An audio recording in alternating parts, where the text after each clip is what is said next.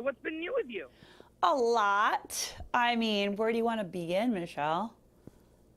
I think you have a lot of good stuff going on. So Yeah. I have a new series coming out on Wednesday. It seems pretty exciting.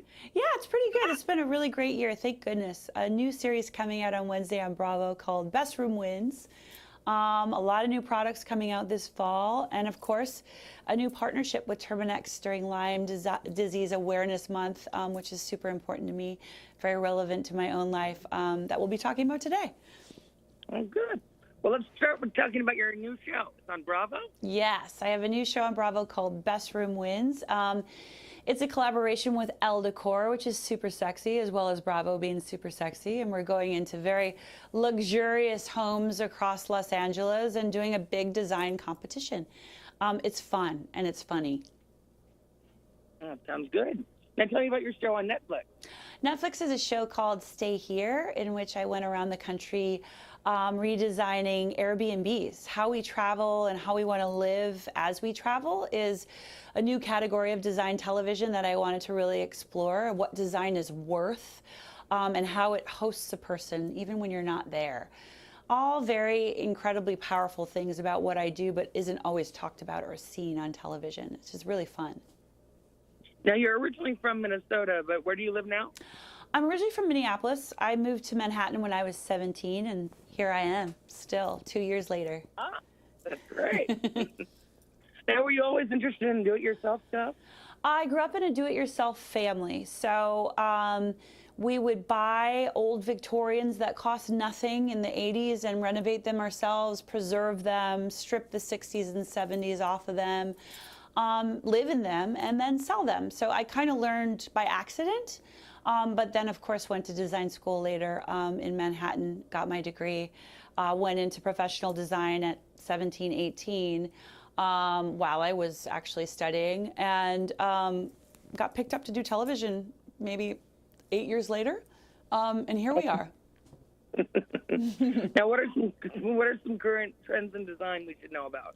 Trends in design? Well, there's a lot of nature nurture. So with our obsession with tech and having this poreless, colorless, sterile piece of tech in our hands 8 hours plus a day, there's been a global trend of really needing the connection to nature in a bigger way. So you've probably seen everything about plants in your house, like almost a jungle. It's the new accessory of home, plants on plants on plants. And there's every kind of ceramic piece of pot that you can find. There's any kind of ceramic pot planter everywhere from Urban Outfitters to Anthropologie to Neiman Marcus to Home Depot. Plants are a big deal because we're missing our relationship with the mama. You're also seeing a lot of moss greens and deep olives because of this. And in balance to that, you're seeing the clays, the blushes, and the pinks making a big complement to those mossy greens. We're calling it terracotta or clay. It's basically pink and green like it was in the 80s, like it was in the 30s, and like it will be 30 years from now. But it is about that nature void and our connection to that. And so the textures are also symbiotic to that need. So very tactile, very tassel-y and rough grit. We want to see texture. We don't want smooth anything anymore because we're sick of it. That's some big trends. I can keep going, but we need about an hour to talk about that. So those are very helpful. They're great ideas. Good. Well, I mean, nature could be a little bit of a problem with us sometimes too. Can you tell us a little bit about Lyme Disease Awareness Month, please? I can. Lyme Disease Awareness Month is a big deal for everybody in this country because over 300,000 of us contract Lyme disease every single year. That is a huge number. That's bigger than I even knew. It's basically like a whole city going down with Lyme disease every single year in America. And now there's a lot of different preventative tactics to battle contracting Lyme disease first and foremost. And that's why I'm here today. I have Lyme disease. I contracted it about 10 years ago. I live in Manhattan, and you think only people who live in the woods can get Lyme disease. Not true. Ticks can live on every blade of grass, any leaf on any tree, any bush, anywhere in the world. So I've partnered with Terminix because they've developed a system called the Tick Defend system, in which it creates a barrier around your home. And over 75% of all Lyme disease cases have been contracted around or nearby their own house. So that means most likely in your back or front yard is where you're going to get Lyme disease. So Terminix has created a system much like we've created for mosquitoes for the last many decades. We now have, again, 7 different species of ticks, which is huge. Had that existed 10 years ago, I probably wouldn't be sitting here today talking about Lyme disease because I wouldn't have gotten it. Beyond that, 10% of all proceeds from the Terminix Tick Defend system is going to the Global Lyme Alliance, which is a huge and very important nonprofit group that does education, research, and gives a lot of information and awareness about Lyme disease itself, which is necessary because there is no cure. It's a bad autoimmune disease that anyone can get, your pet, your kid, or yourself. How did you learn that you had it?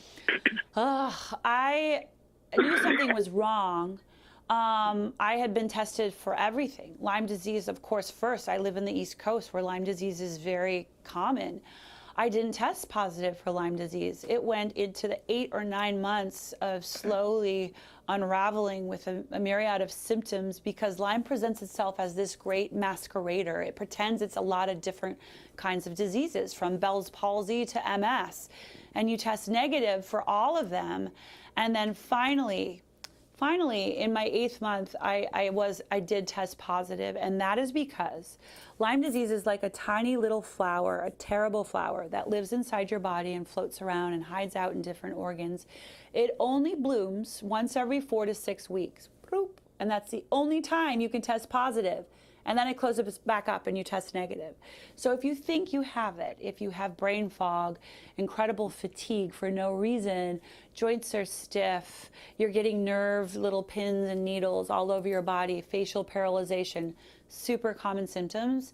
If you're getting any of those, be vigilant about testing for Lyme. Don't test once, test 10 times, test 12 times in a month.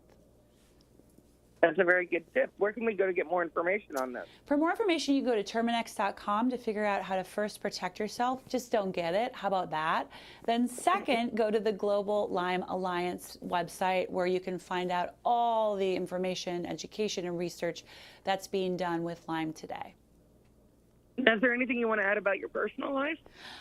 Sure. If you're available Wednesday night, I have a brand new series coming out on Bravo called Best Room Wins. You can all tune in at 10 o'clock p.m. Eastern. I hope all of you are watching. Of course, we talked about Stay Here as well. That's on Netflix in perpetuity. And you can go to my Instagram to find out everything that is going on with my life and what we're doing next. If you want to keep What is your Instagram? Genevieve handle? Gorder. Not hard, but my name is hard to spell. So put a Chiron up. Well, thank you very much and good luck to you on everything. Thank you, my dear. Have a great day. You too. Bye-bye.